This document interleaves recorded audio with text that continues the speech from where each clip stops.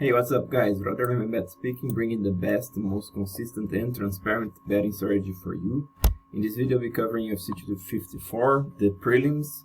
If you are familiar to my channel, you know the drill here, you know how to use this spreadsheet to your best interest.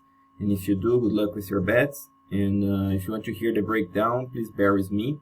And there is in the description the timestamps to each fight. You can click on them and then hover over each of those fights and listen to my breakdown, okay?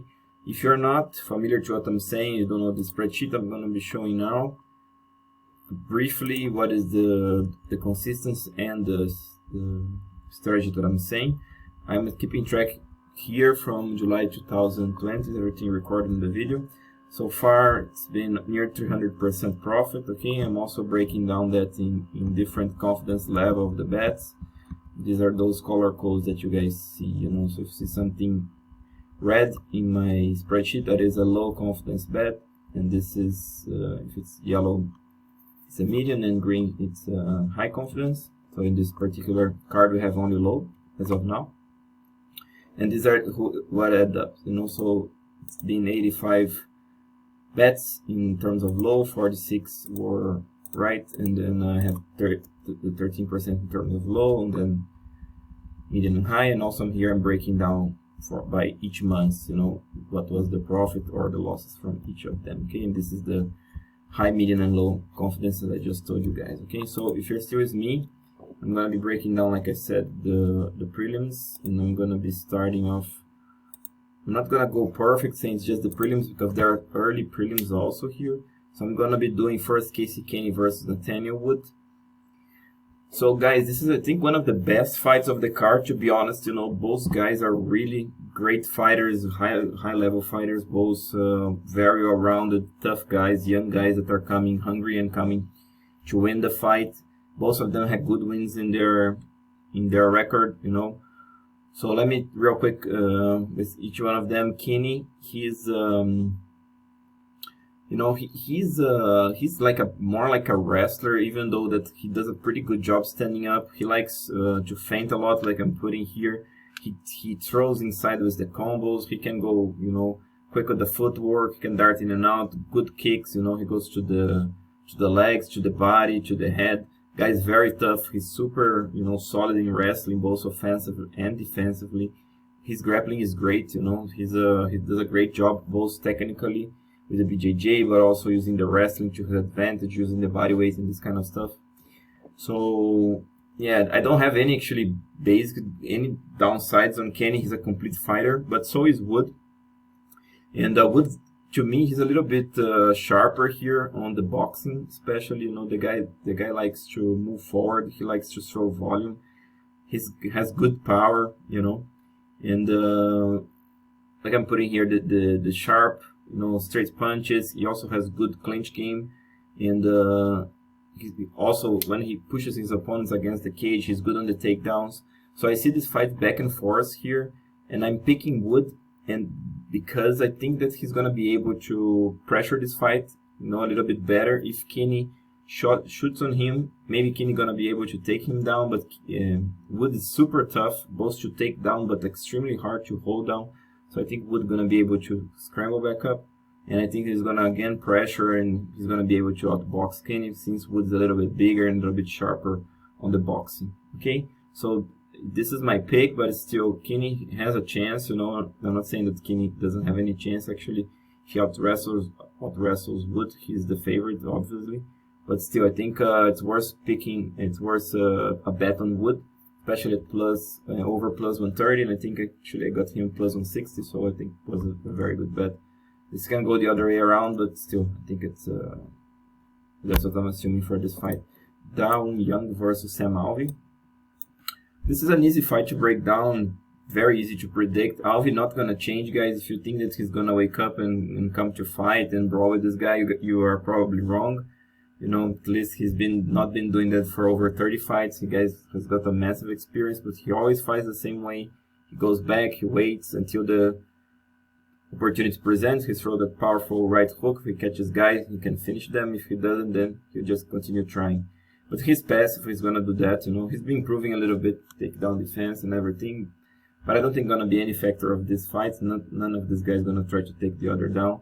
Jung does a little bit better job, you know, using the jab. You know, he's not easy to hit. He's quite a tall, light heavyweight.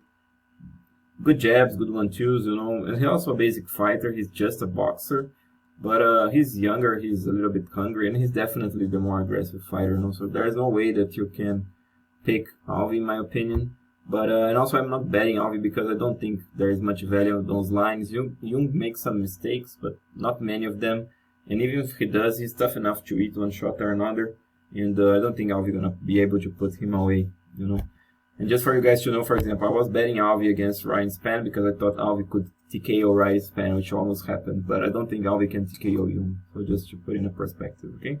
So my pick is Jung, and I would be betting Jung in a decision, or Alvey, you know, plus 700 or something, then, you know, it's worth just a small bet. But as of now, I think it's a few chances for Sam Alvey. Alex Oliveira versus Shavkat Rakhmonov. This is an interesting fight it's an interesting matchup because Oliveira, he's so physically strong. He used to be more like a freestyle fighter, brawler style, jumping into guys, throwing everything he had, taking them down, trying to finish them with ground and pound or chokes. But then his last fight, actually, he paced himself a bit. He was using lots of feints, you know, he was trying to use his footwork, which was good for him.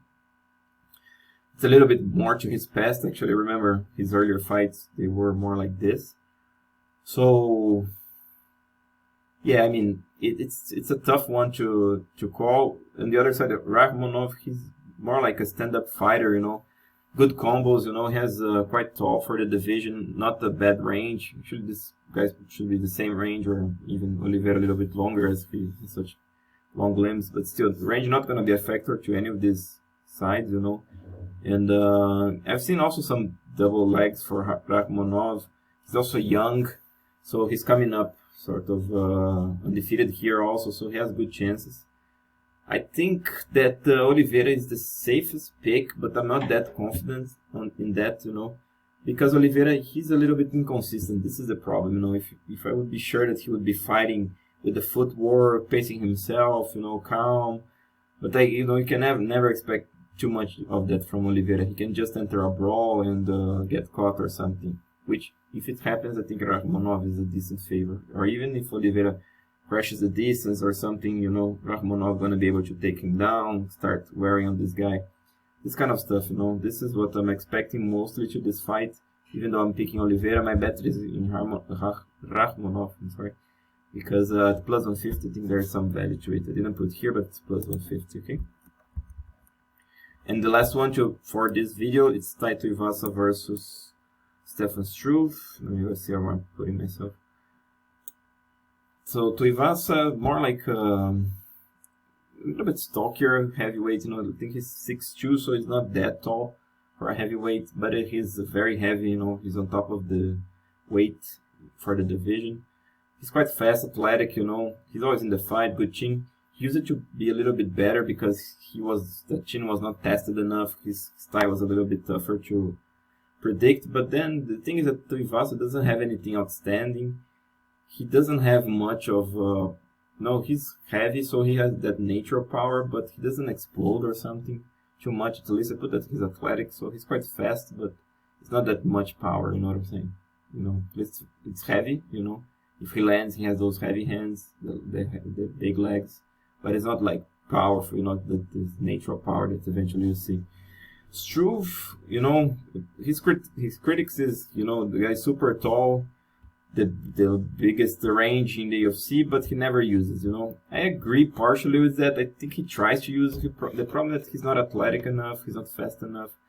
But I liked what I've seen in his last fight, you know. He was trying to use the jab, he was coming with the knee up the middle, head kicks, he was trying very well. He was throwing to the body, to the legs.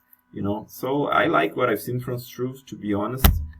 And I'm picking, let me fix this. I'm picking Struve by decision. I think he has more chances, you know, to land, to be more effective. And if he can get Tuivasa to the ground, also Struve does a good job defending the clinch. So since it's so tough to handle a tall guy like that, and he has such long legs that he can judo throw guys pretty easily. I think he can do against Tuivasa, and Struve is definitely the better grappler here. Tuivasa has basically no ground game, so it's tough to go against Struve here. I don't recommend, if you don't agree with me at all, I still recommend you to pass this fight, because I don't think Tuivasa has really too much chances to TKO this guy, you know. Even though I think the biggest chance Tuivasa has is to TKO, but I don't see likely, you know. Tuivasa can also try to implement a leg kick game, but I think Struve gonna be prepared for that. He's so long and so big that he can throw straight up the middle, you know. He can throw kicks back, he can check those kicks. He's a little bit good in the technique, like I said, on the kickboxing, okay? So the pick and the bet is on Struve, and check out for these other prop bets, like I said. So just to wrap this up, guys, this is the fights that we covered here. They were Jung versus Sam Alvey. I'm not betting this fight, like I said. So then Stefan Struve versus Tai Tuivasa. I'm betting Struve, 2% of my money. If I can get him at plus 100, it's coming to this line, so I'm waiting a little bit. This fight was in the main card. So for the main card, there's a video. There's the link in the description. I forgot to mention that before. Then we have Kenney versus Nathaniel Wood. I'm picking and betting Wood, 2.5% of my money. And then Shavkat, Rakhmonov, 1.5% of my money on a straight bet. Okay, so guys, that's it for this video. I hope you enjoyed. If you did, please subscribe, share with your friends, and stay tuned for the rest of the videos. Until there, this is Rather MMA Bet, bringing the best, most consistent, and transparent betting strategy for you.